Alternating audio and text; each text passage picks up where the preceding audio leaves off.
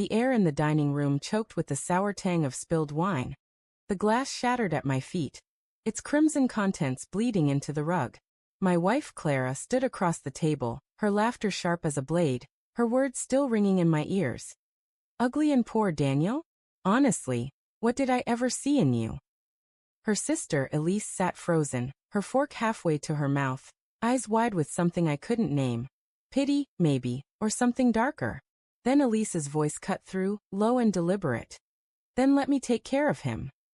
The room tilted, and my heart lurched, a sickening thud against my ribs. What the hell was happening?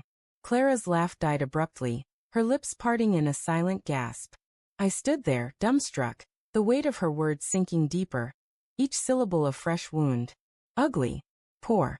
The kind of truth you bury under years of marriage, under shared mornings and quiet nights. I wanted to scream, to demand what she meant, but my throat was sandpaper. Instead, I stared at the table, at the half-eaten roast, the flickering candles casting jagged shadows on the walls. The room felt too small, the air too thick, like I was drowning in the silence that followed Elise's words. Clara's eyes flicked to her sister, sharp and accusing. What did you just say?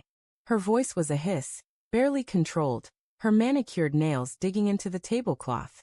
Elise leaned back, her expression unreadable, a faint smile curling her lips.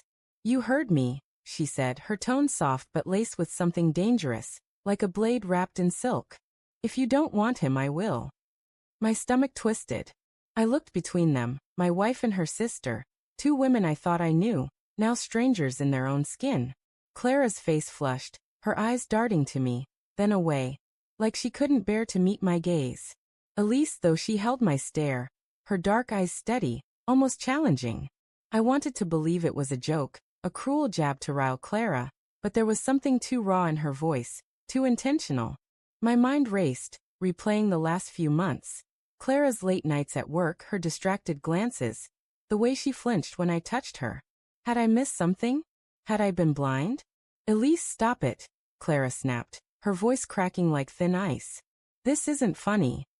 She turned to me, her expression softening, but it felt forced, like a mask slipping into place. Daniel, she's drunk. Ignore her. But Elise wasn't drunk.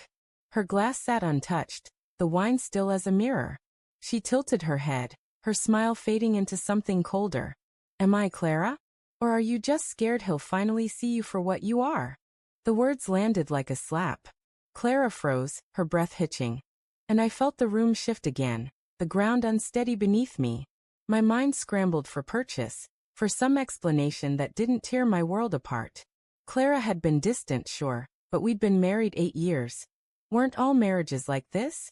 The late nights, the curt replies, the way she'd started locking her phone. I told myself it was stress, her new promotion, the long hours at the law firm. But now, with Elise's words hanging in the air, those excuses felt flimsy, like tissue paper in a storm. See me for what? Clara's voice was barely a whisper now, her eyes locked on Elise, not me. I wanted to speak, to demand answers, but my voice was trapped, my chest tight with a fear I couldn't name. Elise leaned forward, her elbows on the table, her voice low and deliberate. A liar, Clara. A cheat. The word hit me like a fist. Cheat. My heart pounded, a dull roar in my ears. I looked at Clara, waiting for her to laugh, to deny it, to call Elise insane. But she didn't. Her face crumpled, just for a second, before she caught herself, her jaw tightening. You don't know what you're talking about, she said, but her voice trembled, betraying her. Don't I? Elise's eyes flicked to me, and for the first time, I saw something like guilt in them.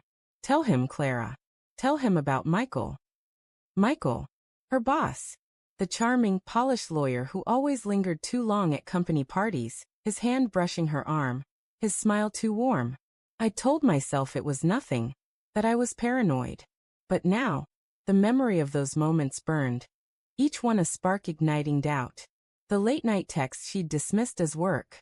The weekend conference she'd insisted on attending alone. The way she'd started wearing perfume again, a scent I didn't recognize. Clara, I said, my voice hoarse, barely mine. What's she talking about? She turned to me, her eyes wide, glistening with unshed tears. Daniel, it's not what you think. But her words were hollow, her hands shaking as she reached for me, then pulled back. Elise is twisting things. She's always been jealous, you know that. Elise laughed, a sharp, bitter sound that cut through Clara's plea. Jealous? Of you? Oh, Clara, don't flatter yourself. She stood, her chair scraping against the floor, and walked around the table, stopping beside me. Her hand brushed my shoulder, a gesture so casual it felt obscene in the moment.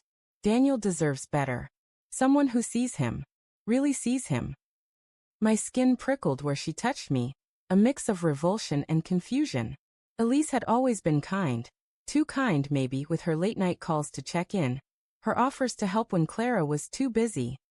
Had I misread her too? Was this some twisted game between sisters, or something worse? Stop it, Elise, I said, my voice low, trembling with anger. Both of you. Just tell me the truth. Clara's tears spilled over now, her hands twisting in her lap. There's nothing to tell, she whispered, but it was a lie, and we both knew it. The air was thick with it, the weight of secrets unspoken, of trust fracturing like glass. Elise knelt beside me, her voice soft, almost tender. I saw them, Daniel. At the hotel last month. Clara and Michael. I didn't want to tell you like this, but you deserve to know. The world stopped.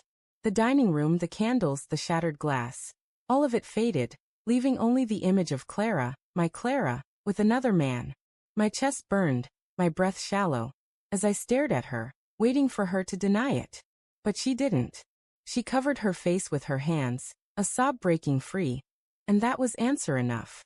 Why? The word tore out of me, raw and jagged. Why, Clara? She looked up, her face streaked with tears, her voice barely audible. I didn't mean for it to happen. It was a mistake, Daniel. I swear I love you. Love. The word felt like a mockery now, a hollow shell of what it used to mean. I stood, my chair clattering to the floor, and stumbled toward the door, my vision blurring. Elise called after me, her voice sharp with urgency, but I didn't stop. I couldn't. The house, our house, felt like a cage, every corner filled with memories now tainted.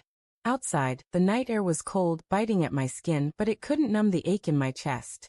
I leaned against the porch railing, my breath ragged, my mind a storm of questions. Had I failed her? Was I not enough? And Elise? Why had she said those words? Let me take care of him. Was it pity or something else, something calculated? Behind me, the door creaked open, and I tensed, expecting Clara's voice. But it was Elise. Daniel, she said softly, stepping closer. I'm sorry. I didn't mean to hurt you. I turned, my anger flaring. Then why say it? Why now? Her eyes met mine, steady, unflinching. Because I've loved you for years, she said, her voice breaking. And I couldn't watch her destroy you anymore. The confession hit like a second betrayal, twisting the knife deeper. My wife, my marriage, my trust, all shattered in one night. And now, Elise, offering herself as salvation, or perhaps a new kind of ruin. I stared at her, the woman I'd called family, and realized I didn't know her at all.